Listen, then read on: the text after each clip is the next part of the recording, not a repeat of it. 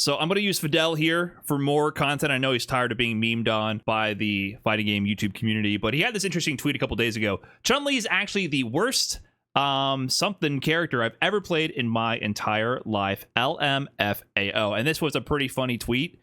Not in the sense that he intended, because right after this tweet was sent out into the world, one Goichi might have taken that personally. Now, Goichi's having quite the year for himself. He has won Evo and City of the Wolves, and also then went on to win the Esports World Cup for City of the Wolves. So he's had a big payday in Fatal Fury City of the Wolves this year. He's one of the goods of fighting games. He has won Evo across multiple titles and World Tour finals as well. And he's really adding on to his resume as being one of the best multi-genre fighting game players of all time, period. But he's also taking up the mantle of being one of the best Street Fighter players in the world as well, period, because he won the world's largest online fighting game tournament ever for singles. He won the Japan World Warrior #1, which had over 2,300 players in attendance, and he won it with solo Chun-Li. Yeah, as soon as this was like literally hours after Fidel tweeted that, and Goichi goes on to win with Chun-Li alone in the biggest online tournament in the most stacked region in the world. And not only that, you can see Haitani here also in 8th place with Chun-Li as well. But it's pretty interesting. Even Dogra was in there with Elena, using a lot of Elena, getting second. Pretty interesting results in this tournament. But not only that, this same weekend that Goichi won with Chun-Li, Chris G won F2Con with modern Chun-Li over players like Dual Kevin and Idom. And then another CPT World Warrior with top level competition was won in the Middle East here with Hamoud with primarily Chun-Li. Chun-Li won 3 tournaments this weekend within hours of Fidel tweeting that Chun-Li is the worst character I've ever played in my entire life. So what a turnaround right there. He spoke it into existence. You can't make these kind of claims without the universe trying to find a way to turn it back against you. So what is going on here? And by the way, shout out to Hamoud winning the CPT World Warrior Middle East. He did it primarily with Chun, but he also played a lot of Elena and a decent amount of Mai. But it was primarily Chun using this top 8, and I believe he beat Big Bird with Elena. So Elena did big work at both of these tournaments, with Dogra getting second with primarily Elena, and Hamoud taking on Big Bird with Elena as well.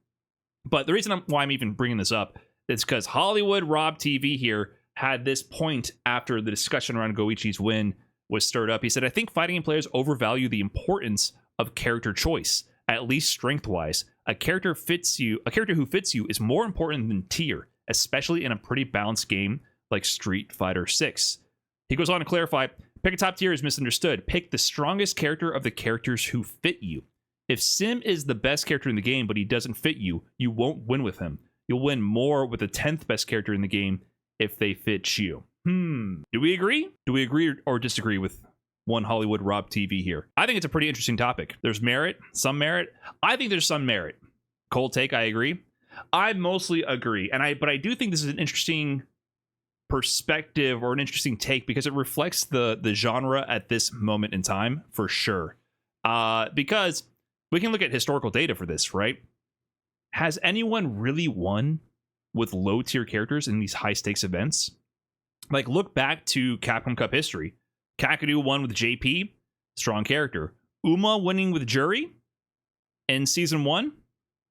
Jury was definitely not the best character in the game at that time. Everyone in Season 1 was complaining about Luke, which Chris Huang got second, JP, and Ken. Those were the 3 villains of the time. Jury was looked at as almost an underdog at that point. If we go back through the history, Capcom Cup 9 here with Meta RD, he won it with primarily Luke. There goes kind of a monkey wrench in the theory. He did use Birdie against Ending Walker, I believe, in that set.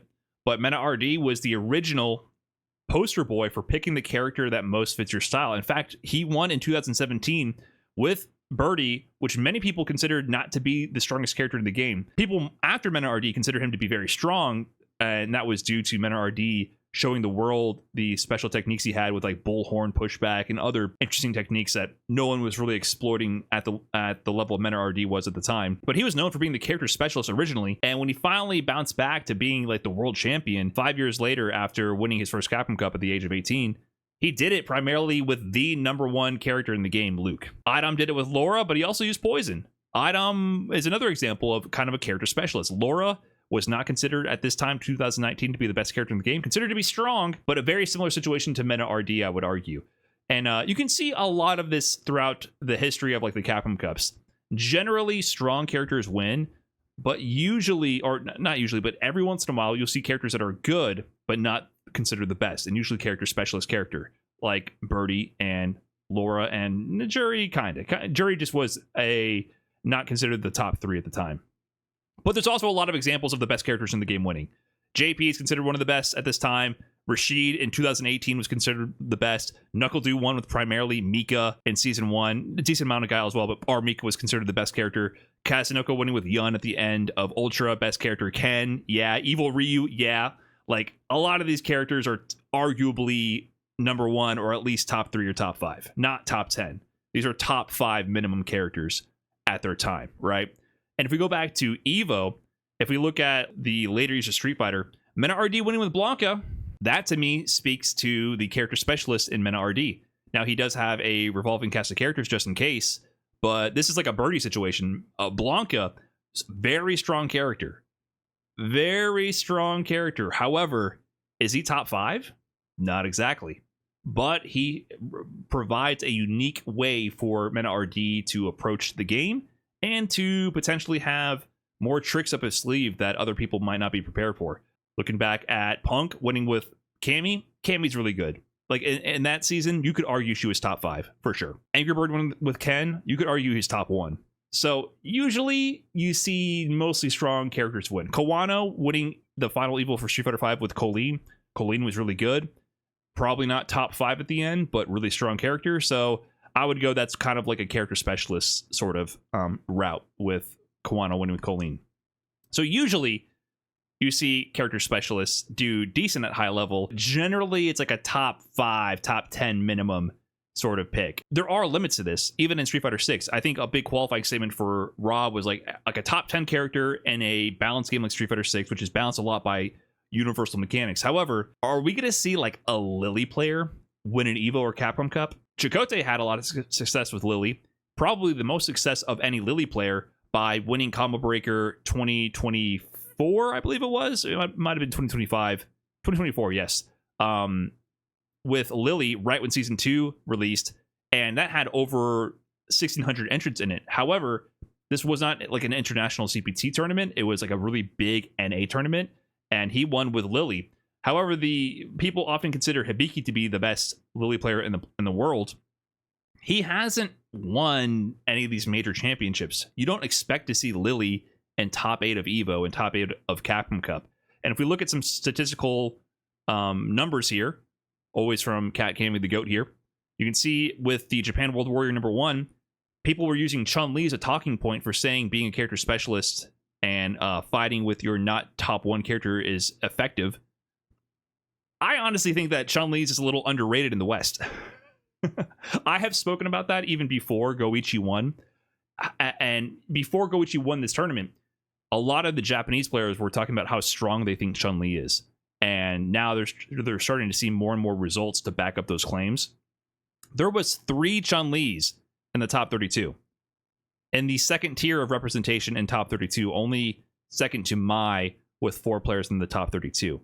So there's also some interesting representation here. Elena, Blanca, Manon. Those are all characters that people would kind of consider to be specialist characters to a degree. In fact, one of the weird no-shows here is Akuma, who has 0 representation in top 32, which is actually really surprising. I think this does go to both show Rob's point for sure. People tend to find success by sticking with what they know, but I also feel like Chun-Li is also underrated at the same time. But if we go to more stats here, looking at Capcom Cup 11, the past Capcom Cup, yes, there are limits. This is kind of exposing the limits of like play who you want to play. No Jamie, no Lily, no Honda, no Marissa. Kind of the usual suspects of who you expect to not show up in Capcom Cup. Meanwhile, 9 Kens qualified, 8 Cammies, right? So there is definitely some trends here that you have to abide by. Now, it seems to be more of a continuum, right? Like, how strong does a character have to be for you to be able to then commit to them because they mesh with your play style and then still find world-class championships? It's definitely not a binary kind of answer. It's a continuum.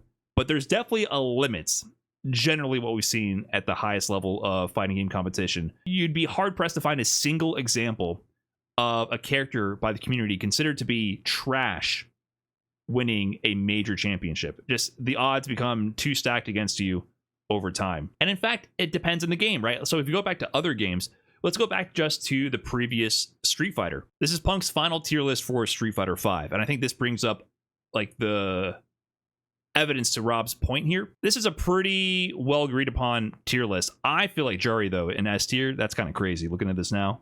There's some oddballs here that I don't know if I agree with. Juri, Chun-Li seems a little high to me. Colleen being in B tier, I don't know about that. Some oddballs here. Ed in C tier. No, I don't. Is this the right one? I think I grabbed the screenshot myself. I hope this is the right one. Some of this stuff I don't agree with. I think Ed is way too low. Anyways, a commonly agreed upon top 3, though, by the end of the Street Fighter V lifespan was Luke, Poison, Dhalsim. These were widely considered to be the top 3. And you saw its effect on the meta because half the competitive player base either picked up Luke to main or had a pocket Luke. However, very few people had a pocket Poison or switched to Poison as a main, and nobody switched to Dhalsim. But many people, by the end of Street Fighter V, with all the patches, V-Shift addition to the game, and Dhalsim's continuous buffs, considered him to be top 3. Some people argued he was top 1. If you were not already a Dhalsim specialist who had sunk years into the character, you were not switching to this character at the end of the game's lifespan. So I think that becomes the thought experiment here. If Dhalsim becomes the number 1 character in the game, are you going to automatically switch to that character and find success? Probably not. Unless it's like so broken with the ease of use and he just completely counters certain characters where it's an unwinnable matchup for them, even for a serviceable Dhalsim player. You're not going to be switching to these kind of characters. They play too out of the main centralized meta. However, when a character like Luke, who is a well-rounded, traditional, easy to pick up character who is very familiar to the average Street Fighter player's experience, he's basically a Shoto on steroids, at least at the end game of Street Fighter V.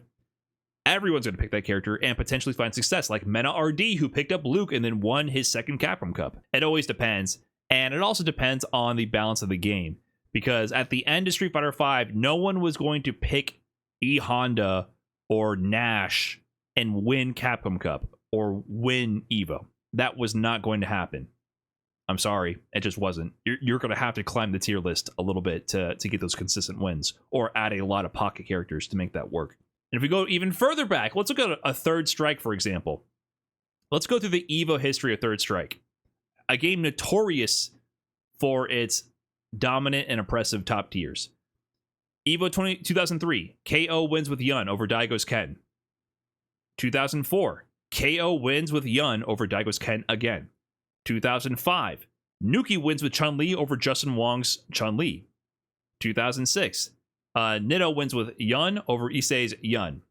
2007, we have Nuki with his Chun-Li winning over Tokido with his Chun-Li. And then 2008, we have Nuki with Chun-Li winning over Justin Wong with Chun-Li. In these 6 years of showings at EVO, only 2 characters ever won, Yun and Chun-Li. Only Yun and Chun-Li won. So, this is all very contextual, because it depends on the game as well.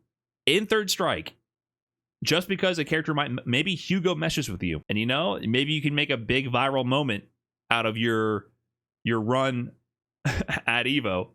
You can really cause a splash in Third Strike, be like a Hayao here, and really Hayao kind of won the tournament. MOV won with Chun-Li in the end again, but really Hayao was kind of the winner of this EVO entirely. But to get that first place finish, Hayao is meant to play Hugo, man. He is meant to play Hugo. Is he going to win first place? Probably not. It's possible, definitely possible. But, he ended up getting beat by MOV's Elena and eliminated by Chai Rithy's Chun-Li. You're going to run into a roadblock at some point in certain games. So, I think it's an interesting thought experiment. I'd love to hear your thoughts on the YouTube channel here. What do you think? Is it better to play a top 10 character that you mesh with? Or are there times where the top 1 is too strong and you just got to switch? I don't know. I think there's a spectrum of answers, and really it depends. but pick a top tier is not always what it's cracked out to be. Anyways, that's it. Peace.